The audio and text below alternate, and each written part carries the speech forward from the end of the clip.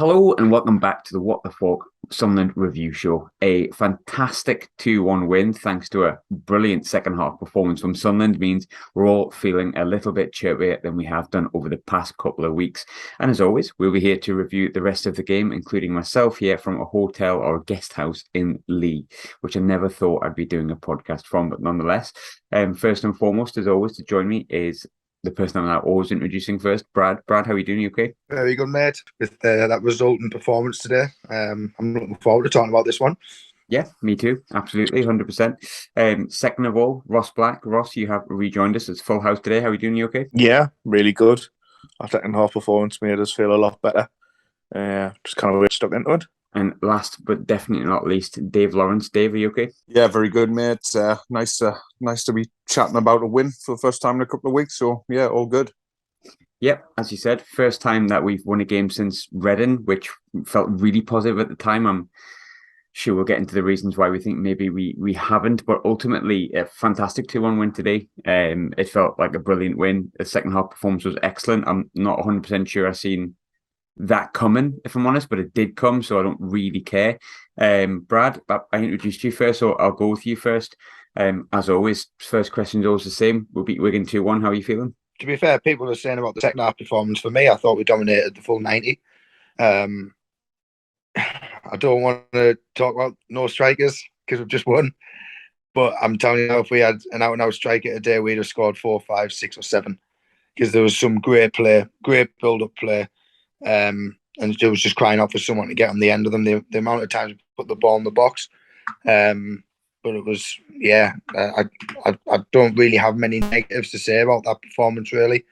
What was good today was seeing character when we conceded what you would really say is the worst time to concede, just on the stroke half time. But the character from the boys' second half was phenomenal. Dennis Serkin, it's like he's never been away. He was absolutely outstanding. Plenty positives to pick from today. I mean, there's not many negatives in my opinion. I challenge us to try and pick a few out because I haven't got too many, if I'm honest. It was just a really positive day for the club. Yeah, it definitely doesn't feel like there's too many negatives in it. I don't even know if I'll touch on one because it felt like a good day. And I'm inclined to agree with you, really, on the goal. I think it took the stuff out us a little bit, and I felt like the first half performance was maybe worse than it was. I felt the same way. If there was a strike on the pitch, that game was almost done and dusted come half time. But I'll take it the way it was. That's completely fine. Ross, same question to you, mate. Great performance here from Sunderland. A lot of character. Again, no strikers, which we'll come on to, but a win ultimately. How do you feel about it? Yeah, I thought that when we got the ball down, started playing football and didn't go to Wigan's level, which was kick it, lump it and get a knock on. I thought we played some really good stuff. Players who probably had a really quiet week last week, such as Pritchard, Embleton, Roberts, our main creative forces. When they got the ball on the deck and played around them, I thought they were fantastic. I thought Amad Diallo was fantastic as well. When he came on second off, he made a real impact. Not as a forward, but as a more deep-lying midfielder, which I never thought I'd see. Some of the tackles when he was tracking back were fantastic. And I just feel like it was a really rejuvenated performance. And the crowd, I think the crowd had a bit to do it as well. Like, it was rocking second half. I'm in the quiet seats in the north stand, and then when it really got going, it was fantastic. And but overall, I just think we showed that there's reasons why. Well, we had a fully fit squad.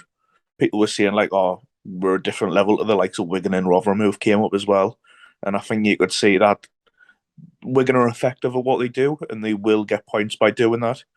But when teams come up against them and play football around them, like we did second half, especially in parts of the first half, I think we're a much better team. Yeah, I agree. I thought we were really good today. I thought some of the football we played was excellent. Dave, obviously we've all said pretty much we're really happy with it. I'll come to you last, by no means least though, mate. How are you feeling about the performance? Yeah, I think you guys have already pretty much covered it all. But I think the one thing that I don't think it's been in any doubt whatsoever for quite a while, to be honest. But the one thing that impressed me the most was probably epitomised by Dennis Serkin's goal, and it was desire. the desire that he showed to get on the end of that was unbelievable. I did like watching the highlights back, watching one of the Wigan centre forwards, arms up in the air as if to say, "Oh, referee's pushed him." I'm thinking to myself, mate, have you ever played football before? Because that is just pure desire to get on the end of the ball. Like, so yeah, really, really, really enjoyed it. Nice to be back. Nice to see. I'm sure it was Pritchard swung the ball in, wasn't it, for Serkin's header? Nice to see him involved in a goal. So yeah, really, really good, and hopefully that puts us on a little good run now. We've had a little bit of a bad run. Let's hope we start a little mini revival, but obviously tough couple of games coming up. Huge positive when you think about that bad run. Off the top of my head, only had the one defeat in it, and it was a close one, which was Swansea last week, despite the fact that it had a bad performance. It probably shows the standards that the team's given us. Ross, you're my nearest to left, so I'll chuck this question at you first. I think we discussed it a bit about Pritchard. He wasn't my player of the match today, but I thought Pritchard looked a little bit more like the Alex Pritchard we know and love. And I think we said last week, the standards that he set himself is why he's been frustrating recently, but he got himself an assist today. He's first in Bristol City. He could have quite easily got himself quite a few. I think he was involved in the build up to the first one as well. I thought Pritch was one of the best players on the pitch today and showed exactly why we rate him. Ross, he was. How good was he for you? I thought he was good. I think playing him a bit deeper, not being the main focus, as the main false number 9 helped a lot because he got on the ball a lot more and he moved it round. So yeah, he was just much better getting on the ball. Him and Embleton linking up and Roberts, just the 1-2 was passing and move it round, and the quality for I think it was 09 actually who took the quick free kick to Pritchard, but then that ball in the back post, it had shades of Lyndon Gooch's goal against Charlton, seeing someone diving in at the back post. But yeah, when Pritchard plays like that, you can see we play better as a team when our more creative players get on the ball and play better football. It makes total sense, and although we don't have a striker, as it's been mentioned, when we play like that second half, the midfielders bring other midfielders into the game. Serkin in the wings, Roberts on the wings. So if they're on the ball more and are more creative in and around the area of the box, it kind of takes away the need for a big man up top. Yeah, I think it does, and I think I picked out. I think it was Pritchard, Serkin, obviously for the assist and the goal, and I picked out Alessi, who was a good player as well today. But for me, talking about creative players, someone who just looks like he's just back in his groove, Brad, is Patrick Roberts. I mean, when we signed him, I think we all said we know how highly rated he was, what he can bring to the team if he reaches that potential. Past few weeks for me, even when we've not been that good, like the Preston game, the Blackpool game, he's looked good. I think he absolutely destroyed James McLean, and James McLean's not a bad player. James McLean's a tough individual that'll get stuck into tackles, and he just didn't know which way he was turning. He absolutely mullered him today. I thought that was Pat Roberts' best performance he's put in. Brad, how high was it for you? Yeah, I couldn't really pick much wrong with his performance. It was actually quite nice to see him going down the outside sometimes as well. Obviously, we know he's always going to cut inside. So there was sometimes today he was actually showing him he was going down going on the outside of the fullback. So that was good to see. He was mixing it up a bit. And like you said, they didn't have a clue what to do with him, and it got to the point where they were putting 2 on him, and it was just freeing up the likes of Dan Neil or Pritchard or Embleton to come and get the ball. So yeah, his all-round game was outstanding. I just wish he'd got a goal or an assist out of it, because that's his performance really merited it. I mean, I'll let the other guys speak about him as well. I've got another player I'm going to come back to shortly. It's like a bit of an unsung hero this season, but I'll come back to him. But yeah, Patrick Roberts today, that's the player that we knew he is and can be, and the reason why most of the Championship, when you're done your preview pods, you ask them for players to look that from our squad that they're looking out for, and they all mention Patrick Roberts because he is that highly rated, and we're starting to see the best of him once he's got a good run of games behind him. So if he plays like that for another few, can't wait to see what he can do on Tuesday night.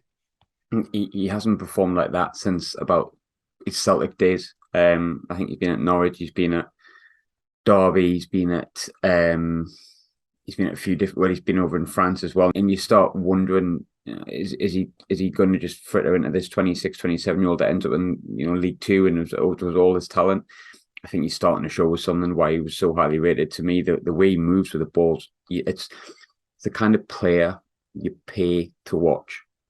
Someone said today it reminds me of Sessegnon, and I totally get what they mean. Like the way that he's got that low center of gravity and you just don't know which way he's going to turn, and that gets you excited because you can see the defenders caking themselves.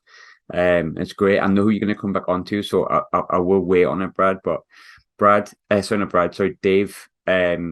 Obviously, it was a lot of good performances I felt today, but Patrick Roberts in particular, how much is his form exciting you over the past sort of month, maybe since the Reading game, give or take? It's just nice to see. I think it goes for a lot of them, mate.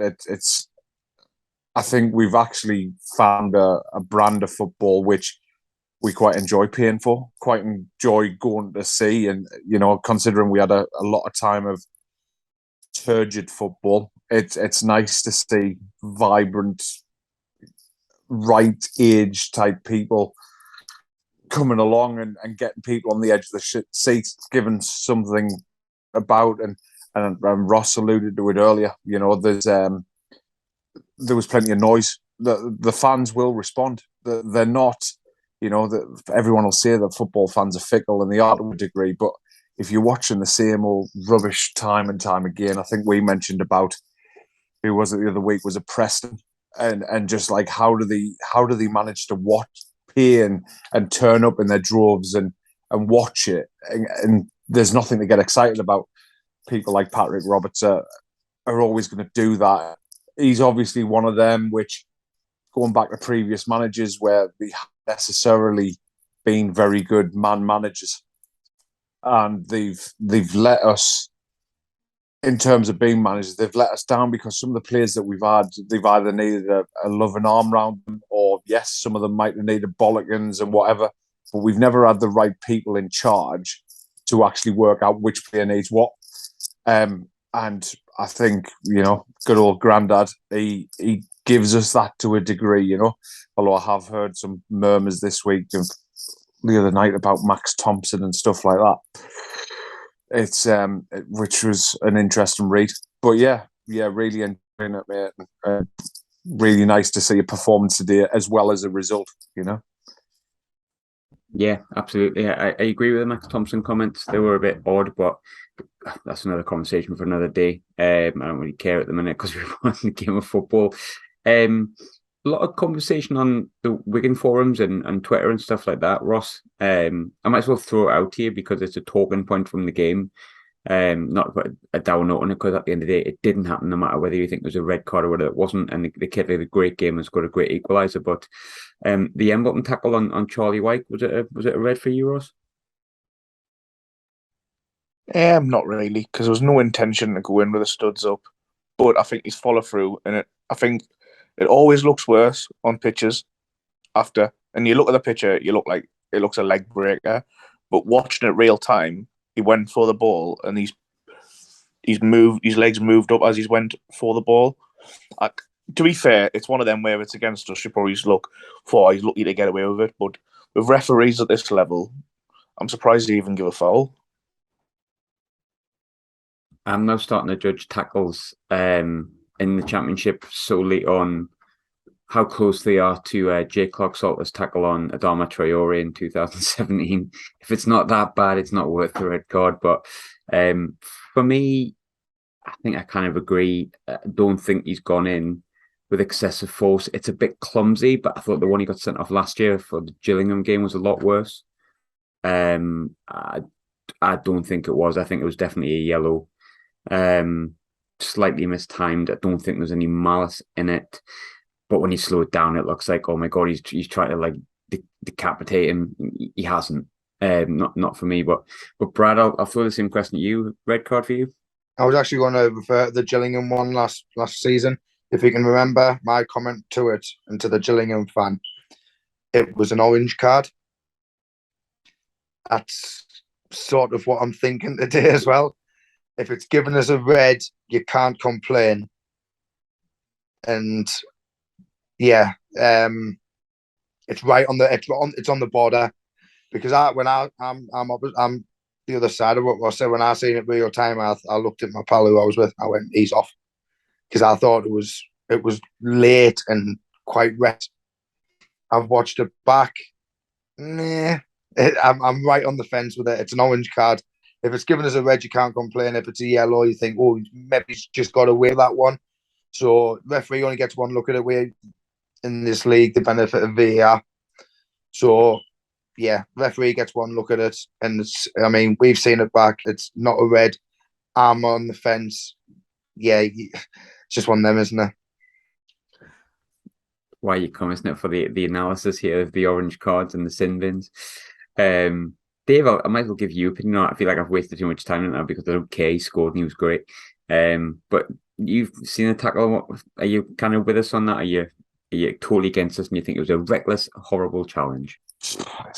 Just stick a few more cliches in, won't we? But he's give the referee a decision to make, and yeah, looking at it, I think I agree with Ross there. If you watch him and his body language as he's going into the challenge, I don't think he's there to try and hurt the player. He has legitimately gone for the ball. Yes, it's mistimed, but I wouldn't have necessarily said it was too far out of control. The Wigan player's just getting there before him. It's as simple as that. But we're probably lucky that the Stadium of Light. I think if we're at Wigan's rugby ground, way unlucky lads, then we probably get a red card. But hey, who cares? We won. Yeah, ultimately enough of that. That's me negative out of the way, right? Moving on. Ross, I think Brad's going to touch on him soon, but I'm going to come onto it anyway. Nice and early. We were chatting today at the match and we're saying about who's been the best players this year, and we're saying if the player of the year was decided now, which is obviously not, who would get it. And I was like, well, I think Luke's been great. I think Jack Clark's been great. And the lad went, Danny Bart. And everyone around me went, yeah, Danny Bart, 100%. He's not had a bad game this season. Obviously he did at some point, but I don't think I really counted him missing a header again, Ross. And his passing out from the back was good, and that's kind of not what he's expected to do. He dropped into what looked like more like a 4 when Circling went into left back second half, which improved, but he still looked good first half. No blame can be attributed to him for the goal. He's just continuously getting better. There's a lot of chat around these young boys that we've signed that are really good, and kind of the people that you sign in the project. And I seen a tweet today that's saying, of all the players we've signed for the project, Danny Bart's been our best signing as part of this project, which technically doesn't fit the model. How close are you to agreeing with that, Ross? Oh, massively. He's Mr. Reliable, isn't he? We always said that the one part we missed at the start of last season was a solid defender who could win aerial battles. But he brings a lot more to that. He organises the whole back line. There's a lot of young lads in there. And there's like Luke 09, Lyndon Gucci, not defenders outright. And he's just organised the whole place, and I can't think of many 50-50 aerial challenges that he hasn't won this season. And he's so adaptable as well. Like you see, he went from a 5 to a 4, and he's just the leader in the middle all the time, no matter who's beside him. And I think he's with Elise, O'Nien, and Ballard. I think, and he's played it there. We're right. He's the only one who's been remained consistent throughout this season, and I think I noticed him today. And first off, he was talking to Patterson loads. So it's given a young lad like him in goal a lot more assurances when he's got someone in front of him talking him through the game and giving advice about when to go long, when to come short. So he's just Mr. Reliable for me. Yeah, I think he's been absolutely superb. I don't think it's going to surprise anyone. That I agree with pretty much everything you said there, Ross. That's why I brought it up. But Brad, you were the one that, unless I'm completely wrong here, when he said unsung hero, I think he was the one that you wanted to praise Brad. So Danny Bart, wax lyrical, please. Yeah, it was Danny Bart. You're right. I was trying to think of a player there where I was just going to say no, it was someone else. I couldn't. It was Danny Bart, and I'll tell you, I've been watching him the last couple of weeks. He did not miss one header today. any 50-50. He won every single one from minute one to the end when they put that in swinging corner. He got his head on at the front post. Brilliant header. And I was on Total Sport after the game, and I made a comment. And I don't know if it's controversial or if actually some people will agree with me. If Danny Batth was to get injured, he'd be as big a miss to Sunderland now as Ross Stewart has been at the other end of the pitch for what he brings to us this season. Now, it's a big shout because I know Ross does a lot for the team as a whole. And we've got the likes of Bailey Wright that you can bring on the slot in there. But for how much Danny Batth has brought to the squad this season, and like you say, he's Elise's first season in professional football.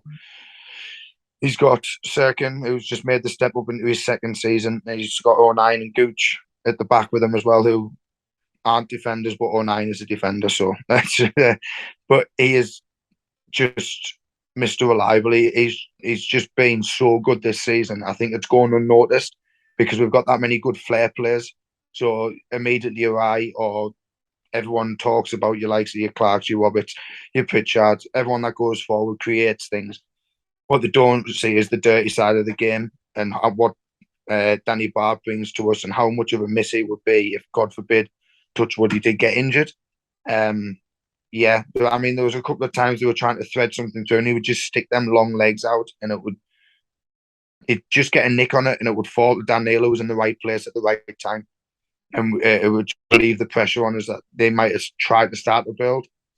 And like Ross said, he was always talking to Anthony Patterson. I know you said he was doing the first half. I sit the other side and he was doing the second half as well.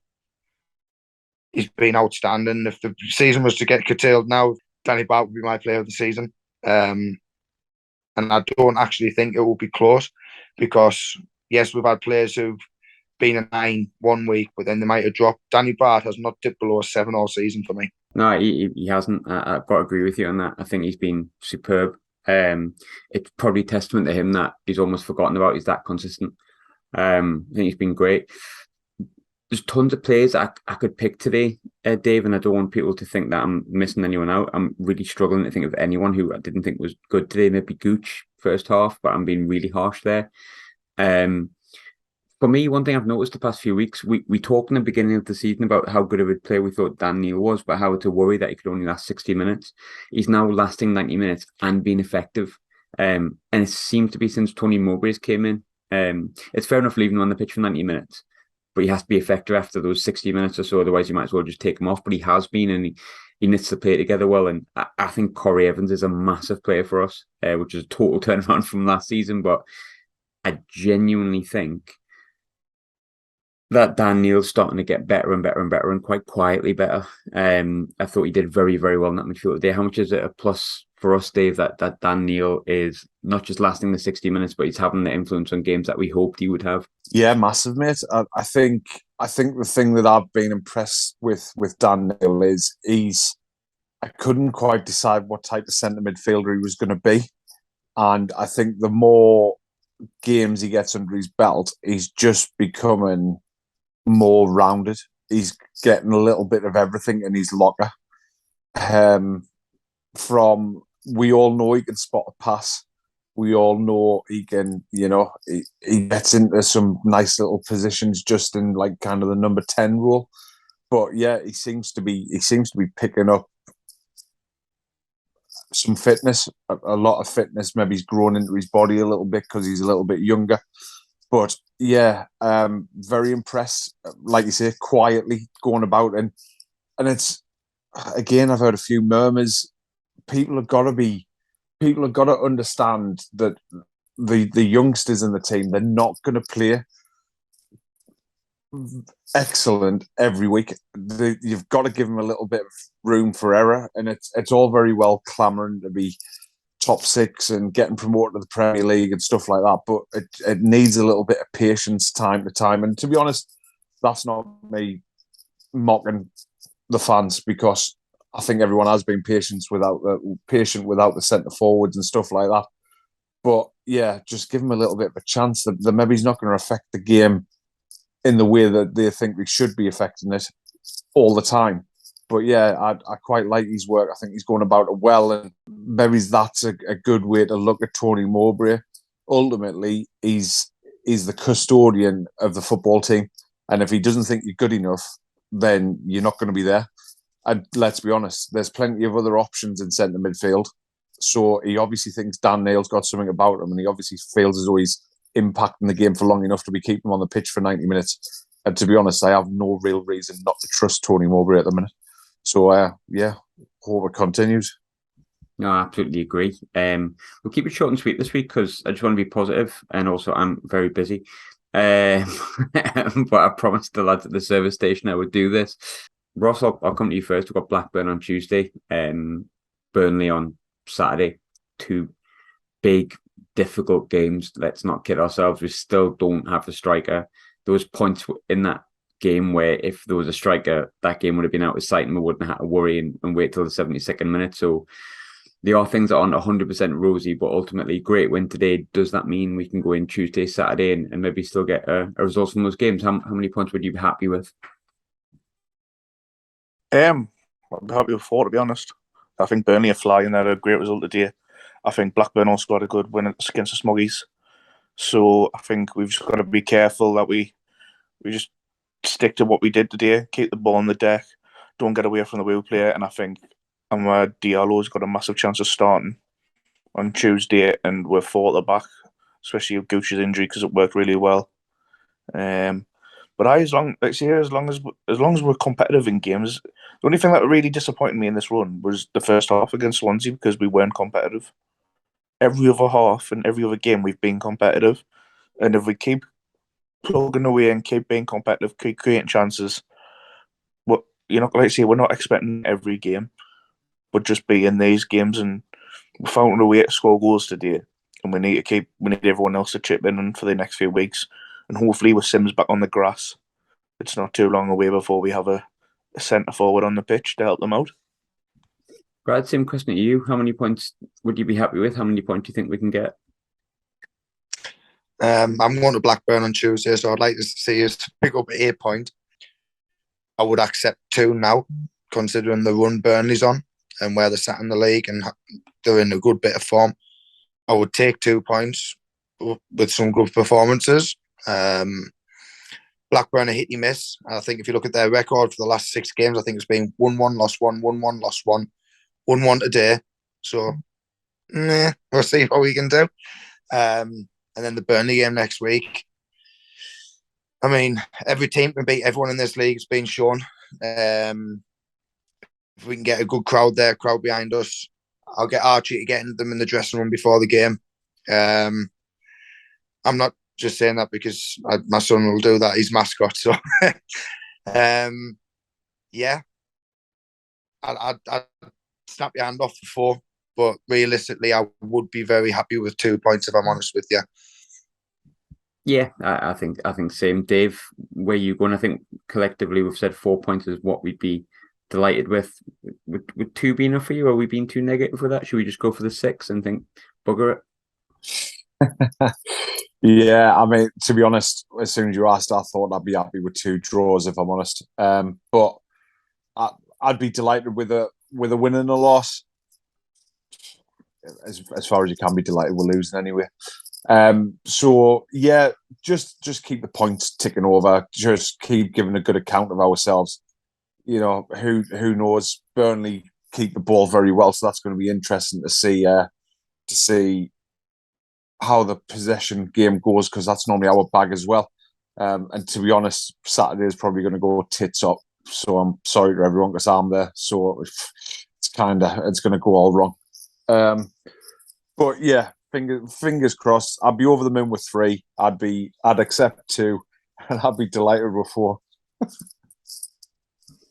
Perfect. Nice, short, sharp, and sweet one, but ultimately, Sunderland won. But before we go, and I know this might not land with everyone, I hope it does. I never want to see any player score against Sunderland. Thankfully, we've won a game of football, and it's fine. I don't have to worry about it.